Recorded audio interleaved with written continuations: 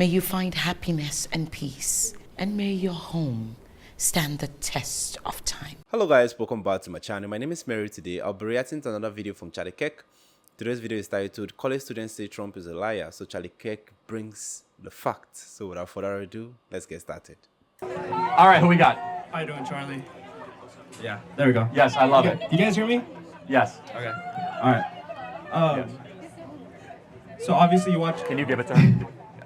Those two, yeah. Great. Those two right there. So a lot of the stuff you talk about, I don't disagree with, but some of the stuff I just don't. Can you tilt it up, please? Yeah. That's all. Okay.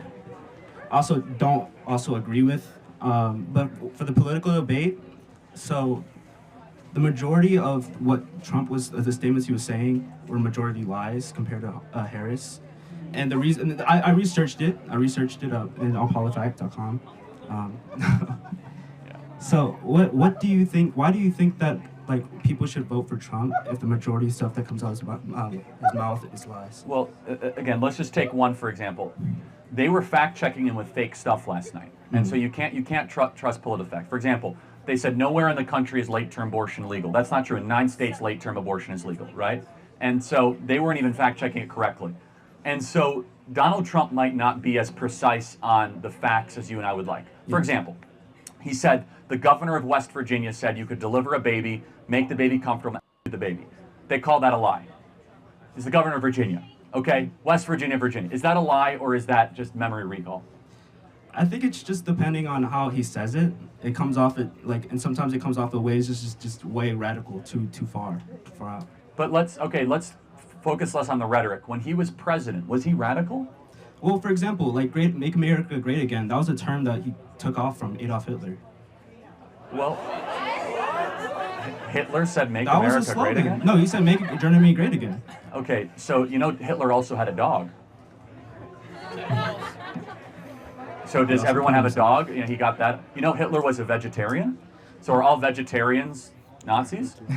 It's a logical fallacy, right? I got you. I see what you're saying. Just to say that just because Hitler did it, therefore, you know, no one can do those things sense. Hitler loved classical music, for example. I mean, but so what is Make America Great Again? Why are so many of your fellow friends wearing this? Here's why. And it's a good question because you're coming out of this in good faith. It's because the people wearing these MAGA hats in this audience that are sitting through this, they know that they're about to enter into a country when they graduate that is far worse off than what their parents had. And that is deeply unjust. And how do you know that? From every possible metric, from home ownership to income levels, to crime, to depression, to suicide, anxiety, alcohol addiction, drug addiction, every objective measurement that this generation is facing is worse off than their parents. This generation is more likely to kill themselves, more likely to get addicted to hard drugs, more likely to check out of society. Like, I mean, every possible metric that you look at, from misery index, from earning money, from disposable income, from money in the bank. Let me ask you this. Then, do you truly think, like deep in the bottom of your heart, that Trump handled the COVID situation very well? I mean, I think honestly there were too many restrictions. My issue with Trump is that we never should have locked down the country. We never should have made the vaccine. Instead, we should have trusted people with the Agency for Early Interventions and never should have locked down schools. So I come after it from the other side. I mean, he didn't care about the CDC, and the growth was just was it how many millions of people? More people died of COVID under Biden than Trump. However, so the CDC should earn our trust. You know, it was the CDC that called ivermectin horse dewormer. The CDC said that we need to mask up, and then they admitted, oh, masks have utility. The CDC said stay 6 feet away from each other, and now they came out 3 years later, oh, we just made that up. Literally, they just said, we just made it up out of nowhere. Well, it's kind of like trial and error to figure out how to get to a point where everybody's safe. Hold on a second. Well, that's interesting. Is it the government's role to keep you safe from an invisible virus or to protect your freedom? What is the role of government? Both. To preserve and to protect you from the flu? To serve and protect, yeah. That's interesting. So under that belief, what liberty is then acceptable? Because, for example, driving caused 55,000 deaths a year. Should we ban cars because the government should keep us safe? But there's regulations that's behind that. No, 55,000 people with regulations die on the road every year. Let's just ban cars because we must stay safe. Because nobody's perfect, though. That's the thing. No one's perfect. People drink and drive. People smoke and drive. Right, and nobody's perfect. Someone's going to spread the flu to their friend, or someone's going to be overweight and get the flu. It's not about protecting it completely. It's about containing it.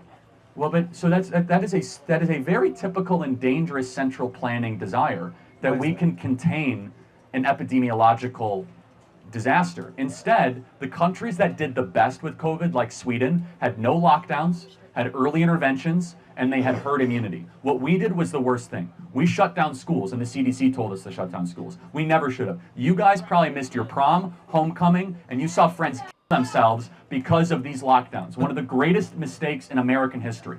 And by the way, you guys, I hope, never took the because the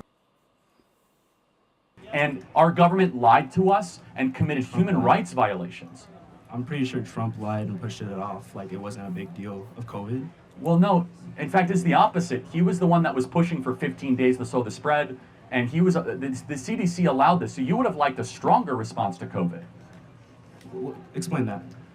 Would you have liked, for example, in the state of New York, where you weren't allowed to leave your house?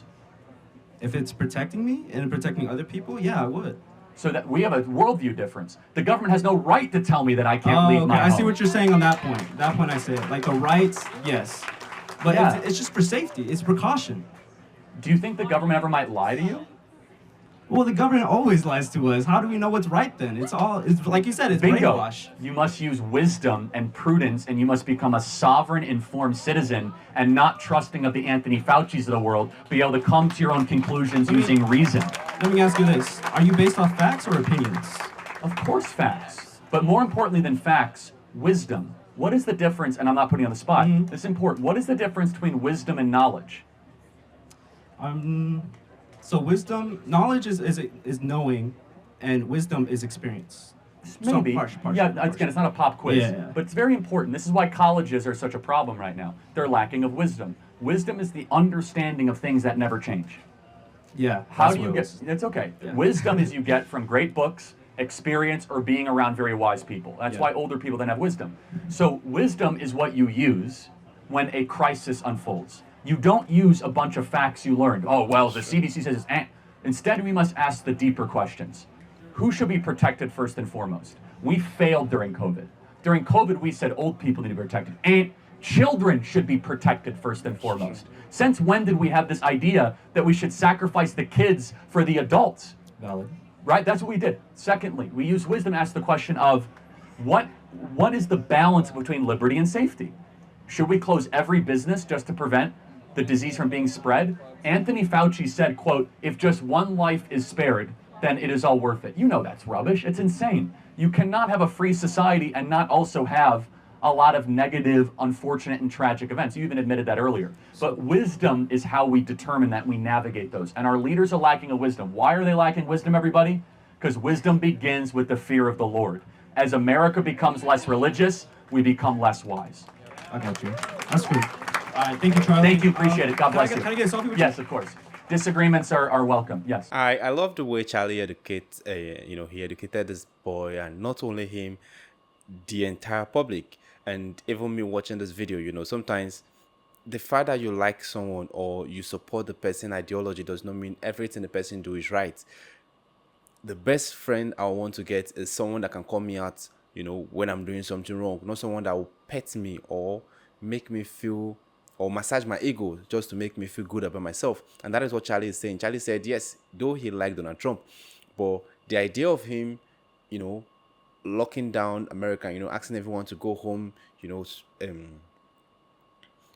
stopping people from going to school and all to prevent the spread of the virus was something he did not encourage. Well, if I am the president back then, I would do the same thing, because I don't want people that I'm supposed to govern, to be at risk. That is what I would do. I would call for a nationwide lockdown.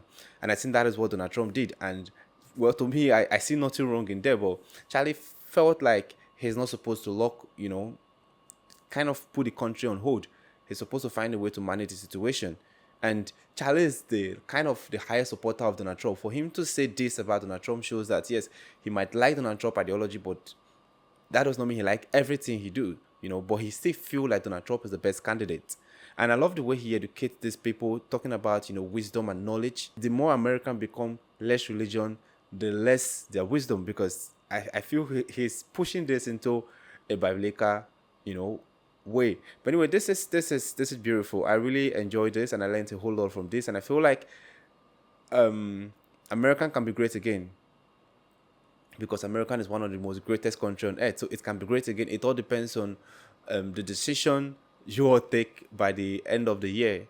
It depends on who you're voting. If you're voting the right person, fine. If you're voting, I feel everyone is right. Everyone have their what they are bringing forward. No matter who you decide to vote, there is always a benefit, and no one wants American to lose its value or become worse than it is right now. Because I feel the two candidates coming, they are there to bring in their best. It all depends on if their best is what America need at this particular state. Anyway, this is beautiful. Let me know what you think in the comment section. If it is the first time visiting the channel, click on the subscribe button. Thanks for watching, and remember bless.